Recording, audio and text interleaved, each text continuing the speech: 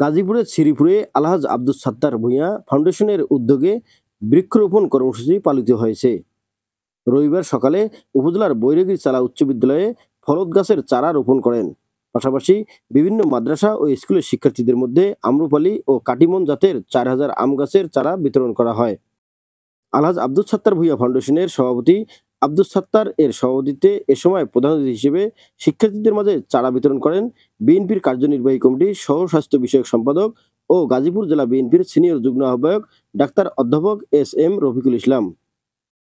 বৃক্ষরোপণ কর্মসূচি উদ্বোধন করেন শ্রীপুর উপজেলা বিএনপির আহ্বায়ক ও বৈরাগীর চালা উচ্চ বিদ্যালয়ের সভাপতি আব্দুল মোতালেব। এ সময় আরও উপস্থিত ছিলেন শ্রীপুর পৌর বিএনপির আহ্বায়ক হুমায়ুন কবির সরকার, সদস্য সচিব বিল্লাল হোসেন ব্যাপারী, শ্রীপুর উপজেলা বিএনপির সদস্য সচিব খায়রুল কবির মণ্ডল, সিনিয়র যুগ্ম আহ্বায়ক আনোয়ার হোসেন ব্যাপারী সহ বিভিন্ন অঙ্গ সংগঠনের নেতৃবৃন্দ।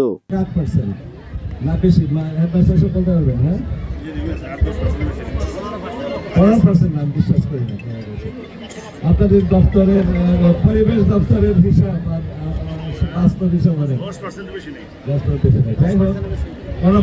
ভালো আছে, ভালো খবর।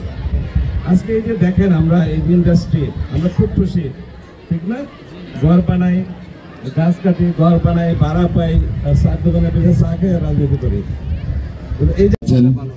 উদ্বোধক হিসেবে উপস্থিত আছেন শ্রীপুর উপজেলা বিএনপির নবগঠিত আহ্বায়ক কমিটির সম্মানিত আহ্বায়ক শ্রদ্ধেয় আব্দুল মোতালেব ভাই, আমাদের প্রান্তীয় নেতা গাজীপুর 3 আসনের আশা আকাঙ্ক্ষার প্রতীক অধ্যাপক এস.এম.